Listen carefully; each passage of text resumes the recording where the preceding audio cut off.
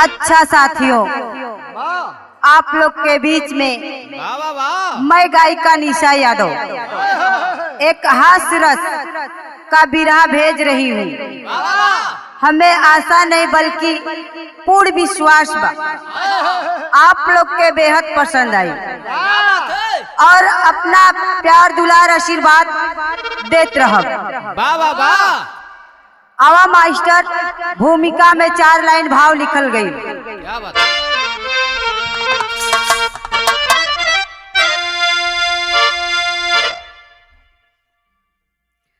पलियों के विपत बाहों में मंजरी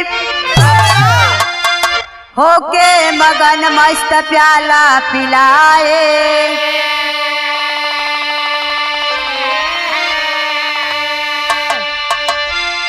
बैठे माचूस होके अखिल बेदना प्राण पपिहार सीले नवल राग गाए।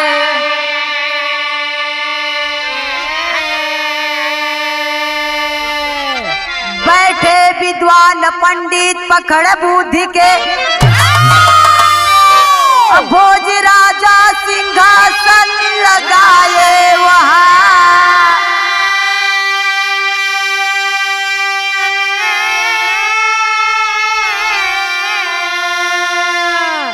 पूछते भूप कोई दे उत्तर सही, हुई ठन ठन की आवाज कब और कहा।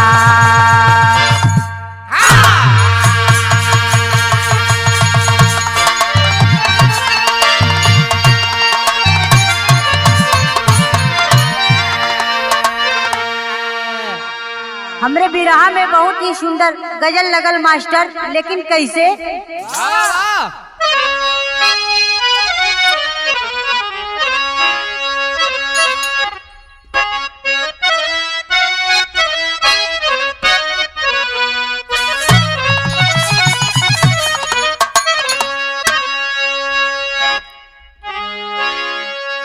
दिल के अरमाया सुओं में बह गए,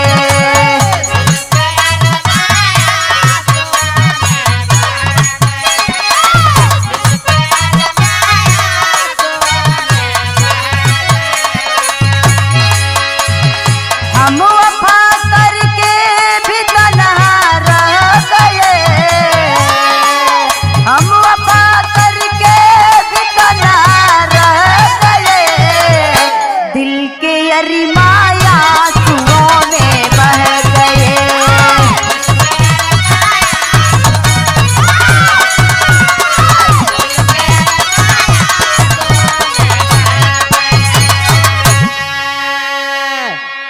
हमरे बिरहा में भाव लगल मास्टर।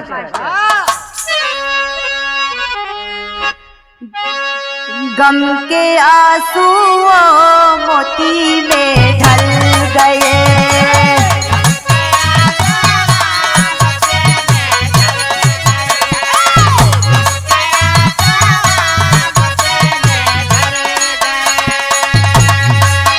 मौत के बादल भी आके चले गए, मौत के बादल भी आके चले गए।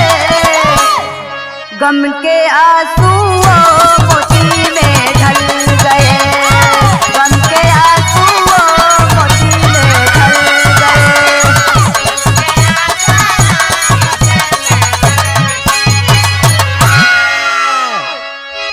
ऐ भैया, नगर उज्जैन में रहने वाले प्रसिद्ध राजाओं में से राजा जिसका नाम बताया जाता है राजा भोज।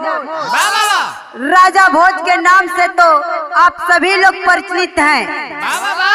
भोज राजा बड़े ही विद्वान और न्यायप्रिय राजा थे और उनके दरबार में बड़े बड़े विद्वान आचार्य और मंत्री सदैव उपस्थित रहा करते थे। एक दिन की बात है, राजा भोज अपने दरबार में सिंहासन पर बैठे और अपने मन में विचार करते हैं। हमारे दरबार में एक से बढ़ के एक विद्वान पंडित पड़े हैं, क्यों न सवाल किया जाए। ए भैया, राजा भोज गांव गांव नगर नगर डुगडुहिया पिटवा दिलन। कलन की जो कोई भी बता देगा हमारे प्रश्न का उत्तर कि ठन ठन की आवाज कब और कहां हुई थी, तो उसे मैं अपना आधा राजपाट दे दूंगा। उस समय भयल का बिरहा में शहर के माध्यम से बतावल गई।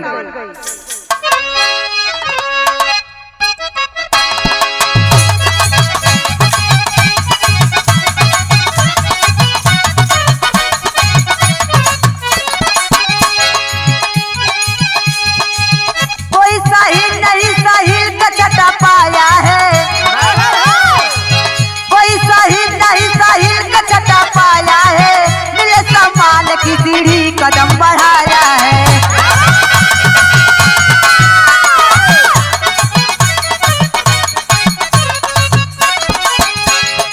आज राजा को सही उत्तर बताना होगा, आज राजा को सही उत्तर बताना होगा, नहीं तो जिंदगी धोखे में गंवाना होगा।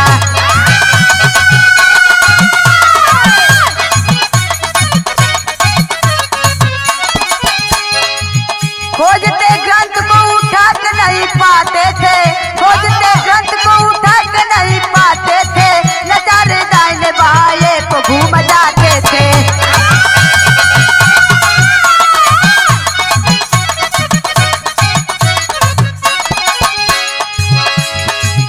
एक बारी हुई अब काम सब घोटाला है, एक बारी हुई अब काम सब घोटाला है, सोचते राजा को कोई उत्तर न देने वाला है।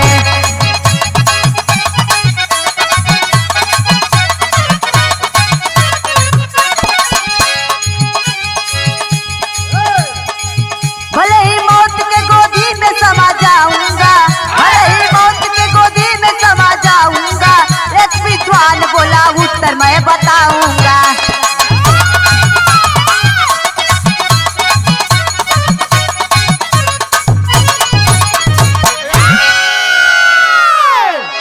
ए भैया, राजा भोज सारे नगर में डुगडुहिया पिटवा दिलन।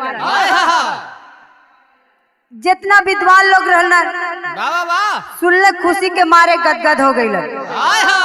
कहले की लगत अब किस्मत का ताला खुल गई। लोग 4 दिन पहले ही से डेरा जमाए लेलन। जेके आँख से दिखाई ना देत रहल ओके लोग अंगुली पकड़ के ले गए। जेके चले के शक्ति ना बा ओके लोग कांधे पर टांग के ले गए। धीरे धीरे सब लोग पहुँचला राजा के दरबार में। सारे विद्वान लोग जुटना। राजा भोज कहला हमारे एक शर्त बा कि जे केहू बता दे ठन ठन की आवाज कब और कहाँ हुई थी, तो ओके तो आधा राजपाट मिलवे करी, आज जे ना बताई ओके फांसी का सजा दी जाए। इतना विद्वान लोग सुनला, माथा गरम हो गई। लगने लोग अपन वेद पुराण खोज के देखे, लेकिन कहीं ना मिला। उस समय लगने लोग धीरे धीरे खसके। राजा साहब देखला, कहना कि अब गड़बड़ होता। सिपाही के इशारा कैलन, सिपाही जाके धीरे से गेट बंद कर दिलन। लोग समझ गए जान न बची। उस समय एक विद्वान हाथ जोड़ के बोलत, ए सरकार, हम बताओ थी ठन ठन की आवाज कब और कहाँ भइल रहल, लेकिन बिरहा में गीत लगल बा।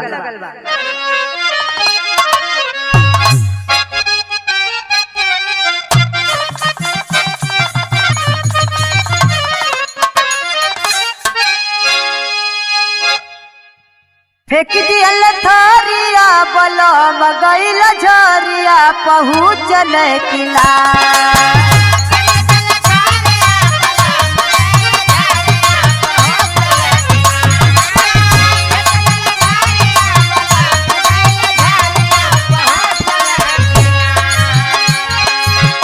फेंक दिल थरिया बलम गइल झरिया पहुँचल किला।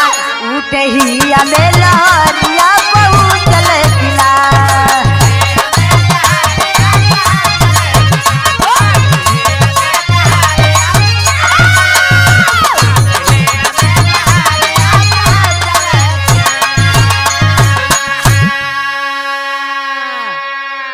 लेकिन बिरहा के भाव में लिखल गई मास्टर कैसे? भारत में कैल सब वीर वीर कैया की लड़ैया लड़ना।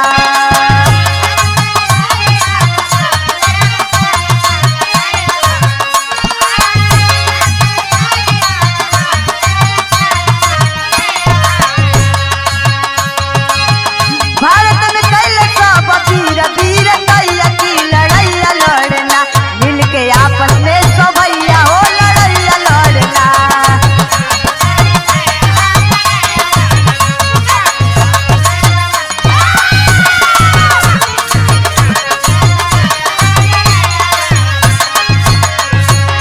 लेकिन अंतरा के अंतराल में लिखल गई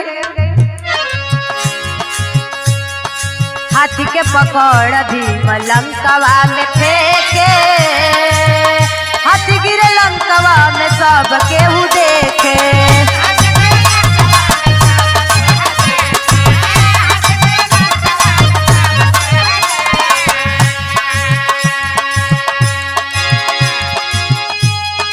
ठन ठन की आवाज राजा भैया वही समैया की लड़ैया लड़ना।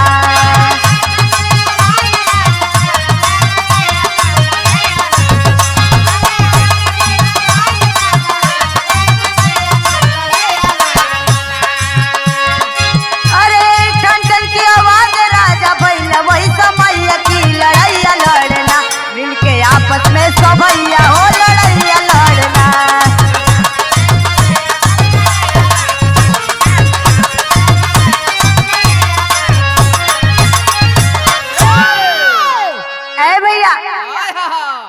उस समय वो विद्वान बतावत था कहते है सरकार ई और समय का बात बा जौने समय महाभारत में लड़ाई लगा रहल। उस समय कौरव दल आपस में लड़त रहना। वही समय भीम हाथी का पैर पकड़ के फेंकले रहना तो हाथी जाके लंका में गिरा रहल। वही समय ठन ठन का आवाज भर भोज राजा सुनल कहना अरे मूर्ख हाथी गिरी तो धम से करी कि ठन से करी। राजा सिपाही के आदेश देलन ले जाओ इसे कटघरा में बंद करो। ए भैया सबकर हालत खराब बा। दूसरा विद्वान हिम्मत बना के खड़ा भैल कहत बा कि हम बताई। लेकिन बिरहा में गीत लगल मास्टर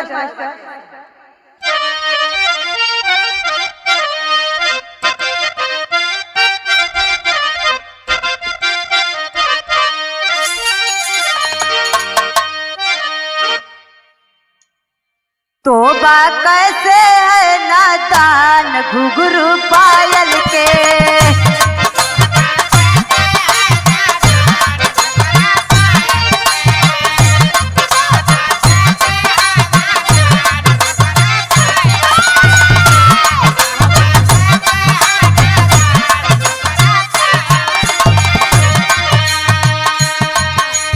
तो बा कैसे है नादान घुघरू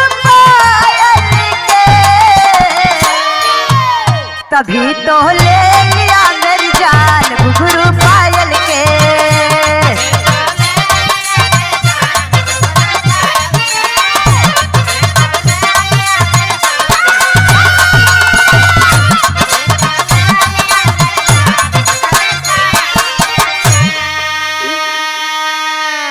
लेकिन बिरहा में लिखल गई जंगी नार किया दहाड़ लहू का प्यासा है।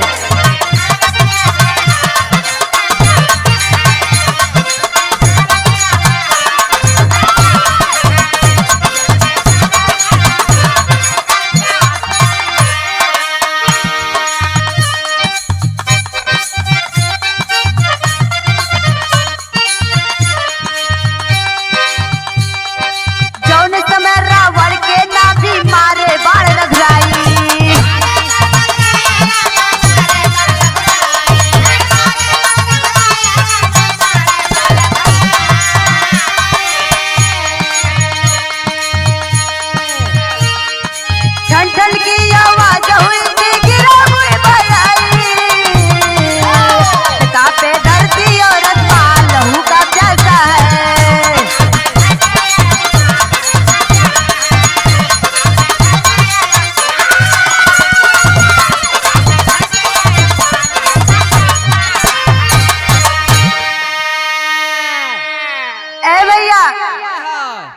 दूसरा विद्वान खड़ा भयल कलश ए सरकार जवन हम उत्तर बतावे जात भाई एकदम 100% सही बा, एमे कौनो संदेह नहीं बा।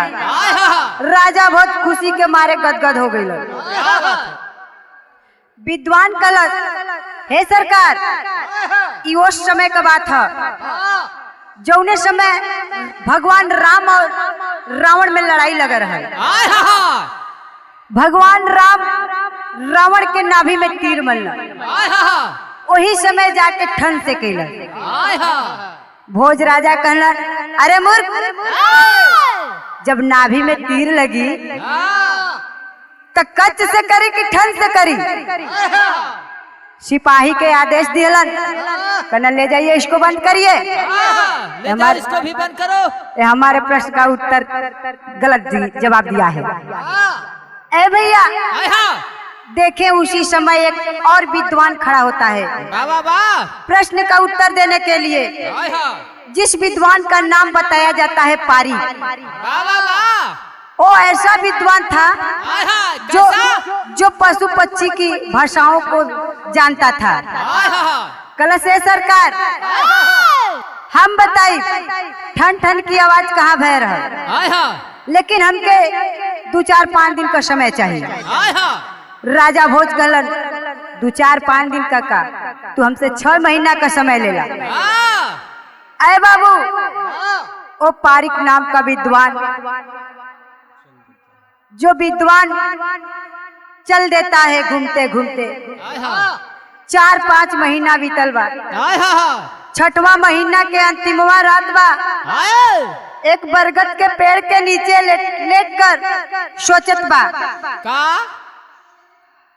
आज आखिरी रात बा, कल सुबह हमार फांसी हो जाई, हमरे साथ साथ सब विद्वानों का फांसी हो जाई। यही बात के सोचत बा, तब तक ऊपर पेड़ पर नजर गई। वो विद्वान का वही पेड़ पे एक ठे गिद्ध और गिद्धनी बैठल रहलन। दोनों आपस में बात करत रहलन। उस समय गिधनिया गिधवा से कहलन ए जी हमार बड़ा मनुष्य का मांस खाए के मन करत बा। गिधवा गिधनिया से कहले बा यहाँ गीत लगल मास्टर।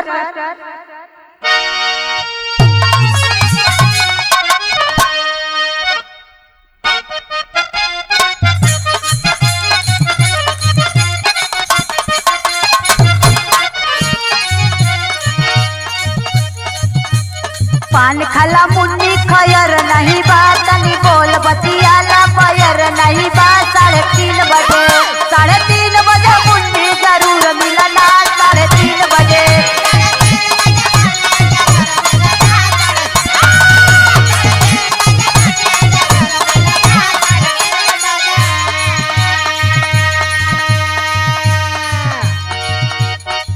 लेकिन बिरहा में लिखल गई ओरिया का पानी बड़े रे चढ़ी जा, तोरे जिबिया का पानी भुइया गिरी जा। छमक छलो रानी तनिका बीते दरतिया, छमक छलो रानी।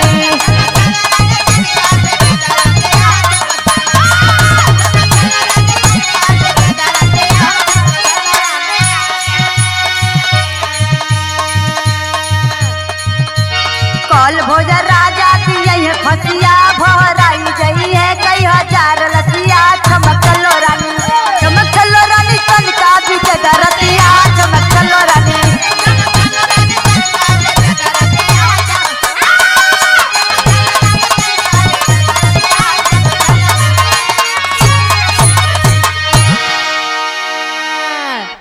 ए भैया उस समय गिधवा गिधनिया से कहत बा घबरो मत, तनी सवेर होके दे। भोज राजा के दरबार में विद्वानन का फांसी होके वाला बा, लाश पलाश भर आ जाई, चल के खा लिए। जितना मन करे उतना खा लिया चल के। गिधनिया कहलस ना हम ना जाई, हम ऐसे ना खाई। गिधवा कहलस अब का भैया? गिधनिया कहलस जब तक हमें ना बताइबा कि काहे बदे विद्वानन का फांसी होत बा, गिधनिया कलश जब तक न बतेवा तब तक हम ना जा। कलश तो से खाए से मतलब कि तो के गिनती गिने से मतलब। गिधवा गिधनिया से बताओ था कि ले सुन काहे बदे विद्वान के फांसी देवल जाता। ए बाबू, उस समय पारिक नाम का विद्वान पेड़ के नीचे बैठकर सुन रहा था सारी बात को। तो उस समय हमरे बिरहा में गीत लगा।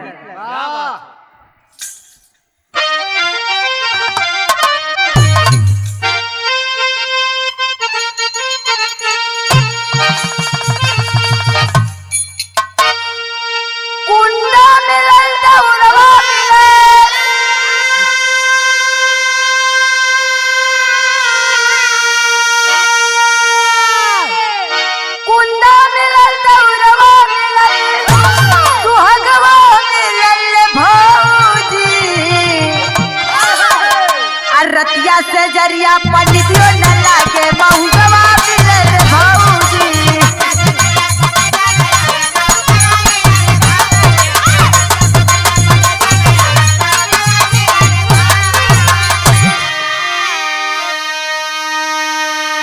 लेकिन हमरे बिरहा के भाव में लिखल गई है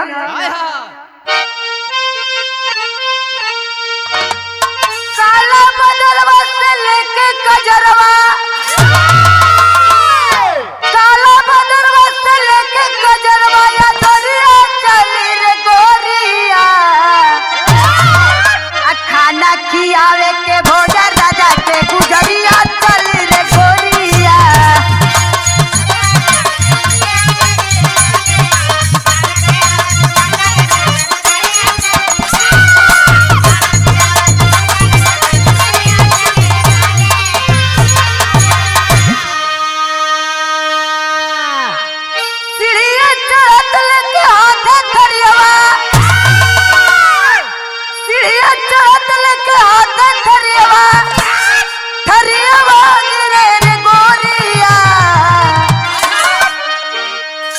ठन ठन की आवाज भइले वही समैया नजरिया फिर रे गोरिया।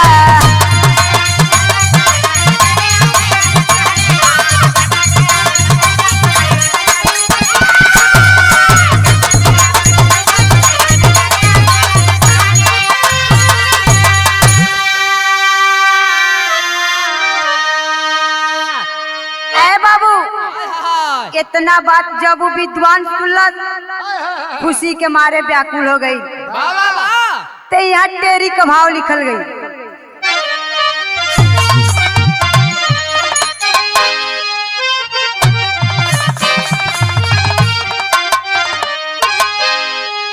मरुस्थल में हरियाली छा गई, मरुस्थल में हरियाली छा गई। बादल झूम उठा सावन है डाली डाली।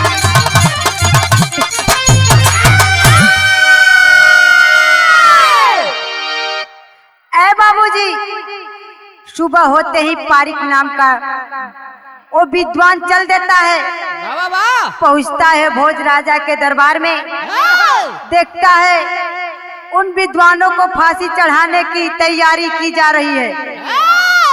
उसी समय आवाज लगाता है, ऐ राजा, मुझे आपके प्रश्नों का उत्तर मिल गया है, मैं बताऊंगा आपके सवाल का जवाब। ऐ बाबू, उस समय सारे नगर में लोगों को पता चल जाता है, सारे लोगों से राज दरबार भर जाता है। विद्वान भोज राजा के सवाल का जवाब देने के लिए आता है। आला में लिखल गई मास्टर,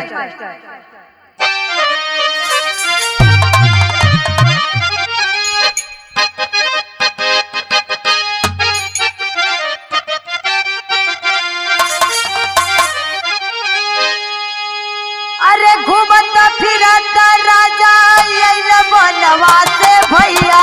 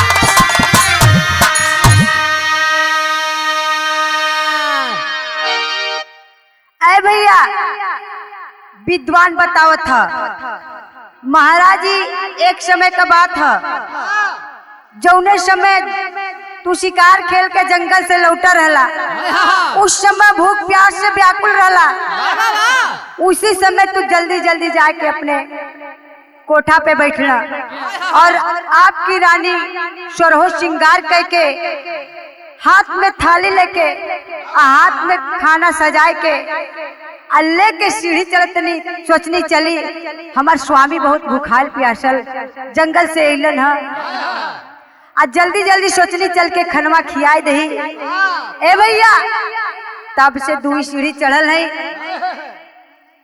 थाली हाथ से गिरल छूटल है वही समय ठन ठन के आवाज हुई हमरे बिरहा के आखिरी लाइन खड़ी लिखल गई कैसे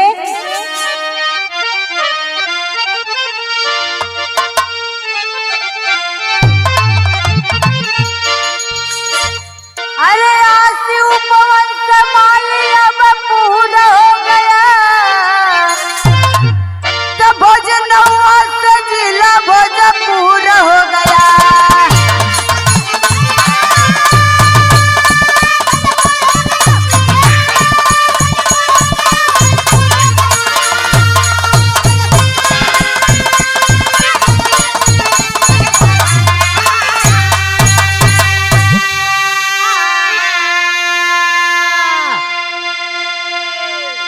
जहाँ डोमराव रहे राजा के हवेली आ जन्म पाके वीर होली खूनवा के खेली अरे चांद के घर में कुंवर सिंह अब सूर हो गया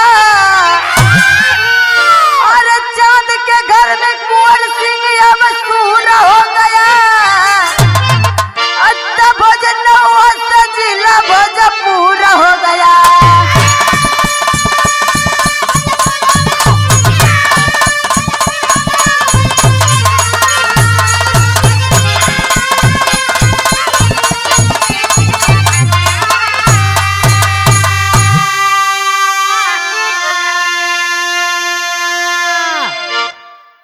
बाबू राजा विद्वान का प्रश्न का उत्तर सुन के बहुत खुश भइलन और पारिक विद्वान का माला फूल से स्वागत कैलन राजा अपने वादा के मुताबिक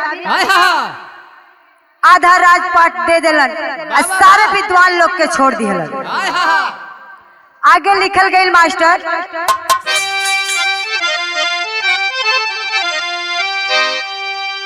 जहाँ जन्म पवले भोजपुरी रहे भाषा लोकप्रिय फिल्म बनी लिखे परिभाषा अरे दुनिया में नाम मशहूर हो गया अरे दुनिया में नाम मशहूर हो गया अरे तो भोजन से जिला भोजपुर हो गया